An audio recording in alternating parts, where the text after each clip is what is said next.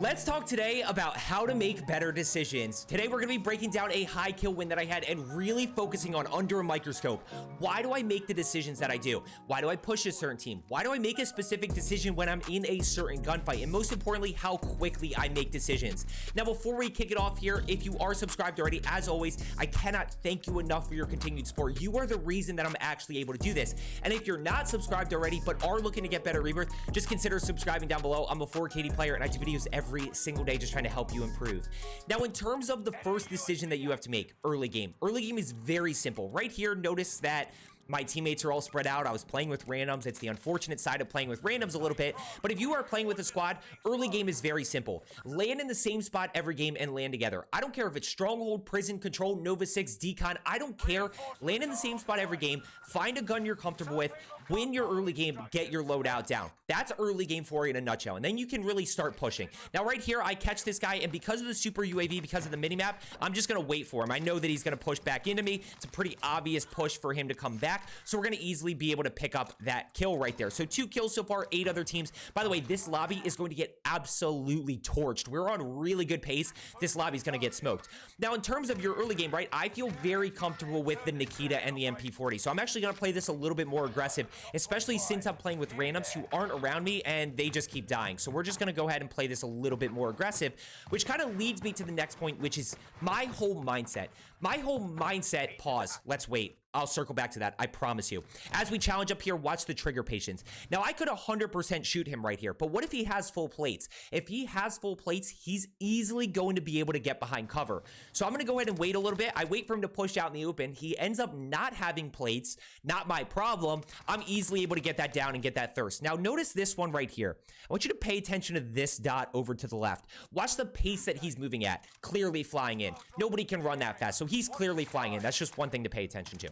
Now, when it comes to my mindset behind making decisions, I'm always looking for the smart play and easy kills. We watch these big streamers who are really good, who just go in and absolutely work a 1v4 situation in a building. They're using movement. They're absolutely finessing. Not my playstyle, and frankly, it shouldn't be your playstyle either. A lot of you are not good enough to do that, even though you want to be. I get it. You want to be at that point. You're not at that point yet. I'm looking for players separated from their squads, and I'm looking for players out in the open. Free kills, and I'm going to get a lot of those. I just want to find 20 to 30 of those in a game, and my pace of play is going to take care of the rest. But I'm looking to play smart, stay alive, so that I can go ahead and add up those free kills. Now, how do we do that, right? How do we find those free and easy kills? Not going to spend too much time on this because I talk about it all the time. Information, UAVs and information allows us to push, allows us to stay in control of the fights that we are essentially pushing, and allows us to make those smart decisions. Right here, I just hear this guy pushing through. We're able to execute with the MP40. Nothing, not really a decision there, besides I had to kind of win that gunfight. Now, when we talk about information after a kill, there's 3 things that I pay attention to. The first 2 are very obvious, okay? Let's get the first 2 out of the way. How many are live and where are they in relation to me, right? Those 2 are very obvious. 2 enemies alive over to my right, or maybe 3 enemies alive over to my right. Those aren't super important. The most important part is where are they actually moving to? And here's why I said that. In a 1v3 situation, right? Put yourself in a 1v3 situation where you get a clean kill.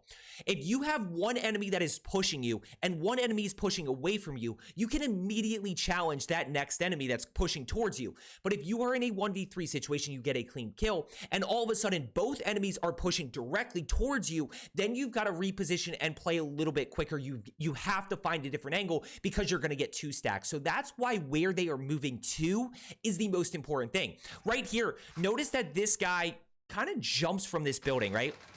After I get the thirst, notice this little dot right here, right? So he pushes over this way. So I'm actually going to go ahead. He's got loadout guns, actually. So I'm going to grab this Marco, the throwing knife, and I'm kind of in a good spot here. I mean, I've got stims, throwing knives. I got a Marco.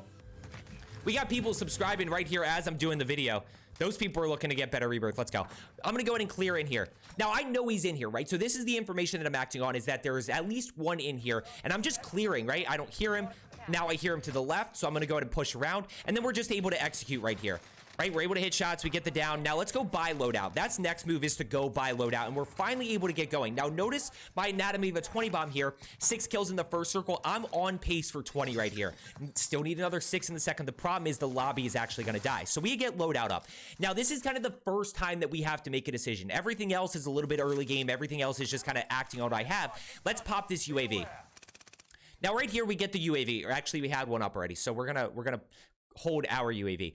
Now, who do I push here, right? You don't always have to make the correct decision. You just have to quickly make a decision. We have 30 seconds on the UAV, so we need to capitalize on that. What do I see? I see 2 clusters of people down here, and I see 2 clusters of people up here, maybe 3 clusters, right? But what I notice is this one free kill over this way. And as I'm pushing towards this side of the map where there's a bunch of teams, right, I'm going to go ahead and challenge this guy right here. So we're going to go ahead and take the free and easy kill, the guy that is actually by himself.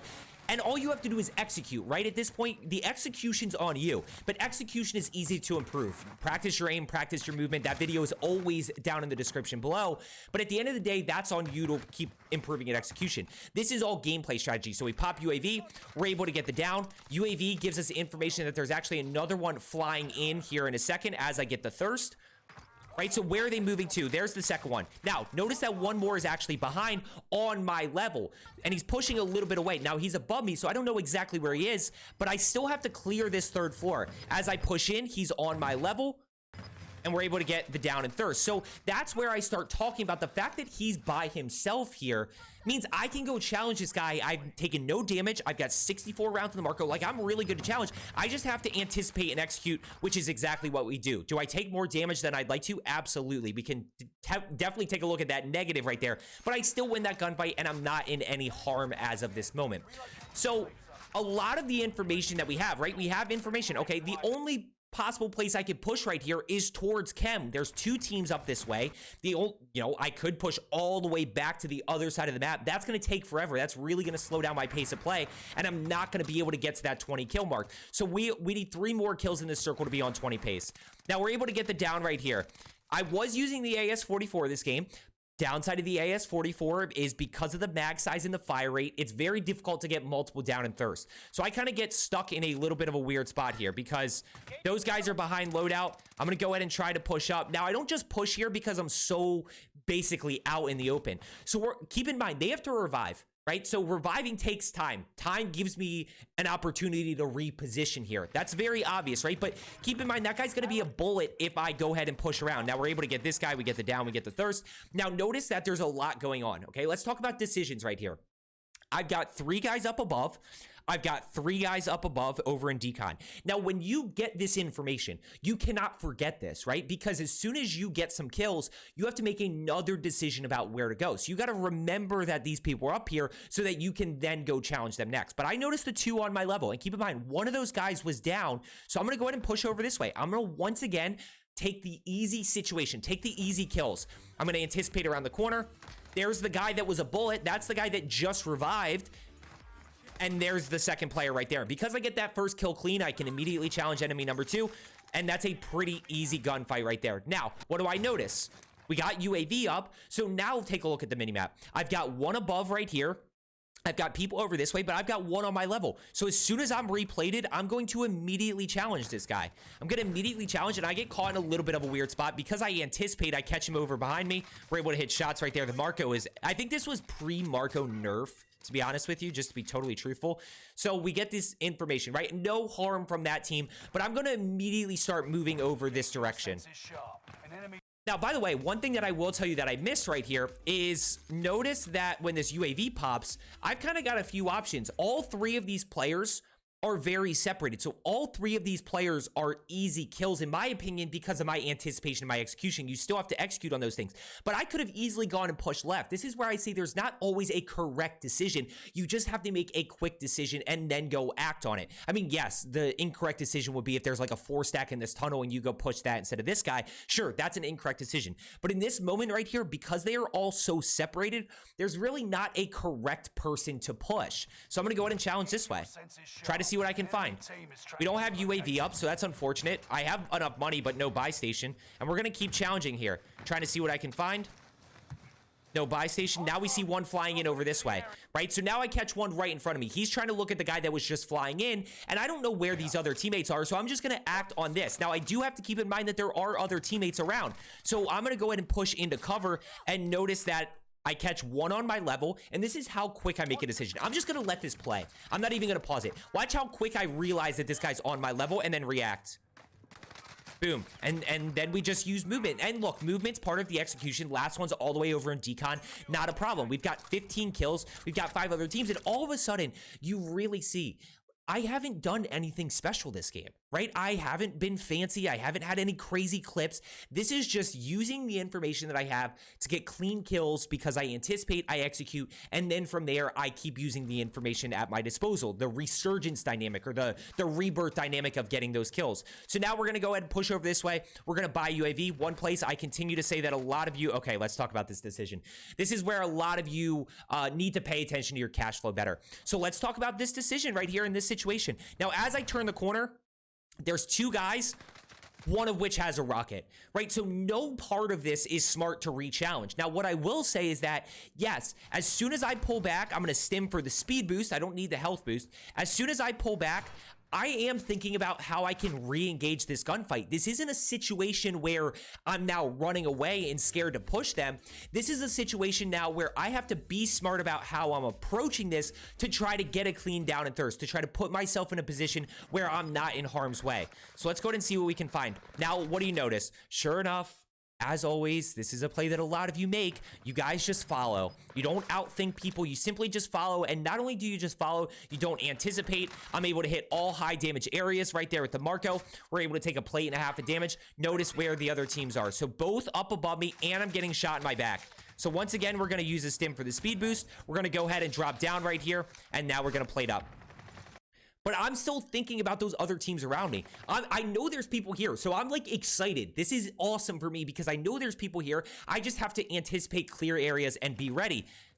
I catch one right here. I'm gonna be honest with you. I have no comment. I have no comment. I don't know. Sometimes you just have to make a play. That's what I'll say. Sometimes you just have to make a play. Notice one on my level. So I'm actually not anticipating. Notice which way he's moving to, right? So this guy's actually going to make a really good play. He's going to kill me, and we'll talk about why. But notice which way he's moving to. Notice how he's not pushing me. He's going to make a really good play here in a second and actually push all the way around. As I finish plating, he's going to pop through this window.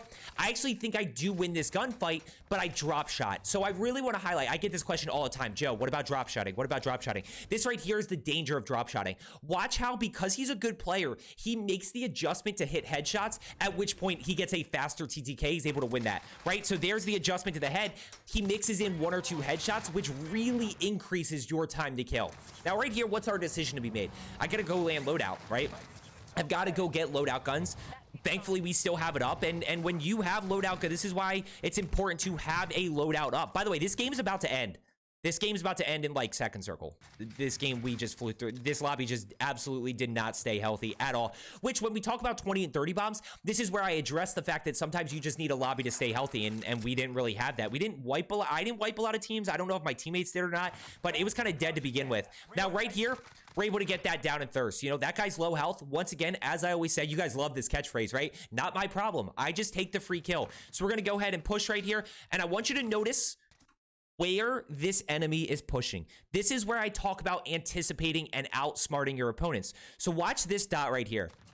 Pushing over to the right and then kind of pushing a little bit more towards the stairwell. So I'm going to go anticipate him, and I catch him right there. And I'm able to shoot him in the back. I am able to execute. He's not able to even get a shot off because of the TTK. Now we just go ahead and anticipate the last guy. So there you get insight into my decision making. The most important thing to understand is that when you have information, that allows you to take control of situations, allow you to push, allow you to be smarter, allow you to put yourself in better positions, allowing you to get more kills, and allowing you to die less, allowing you to drop higher kill games. As I always say, let's get better today, and I will see you tomorrow.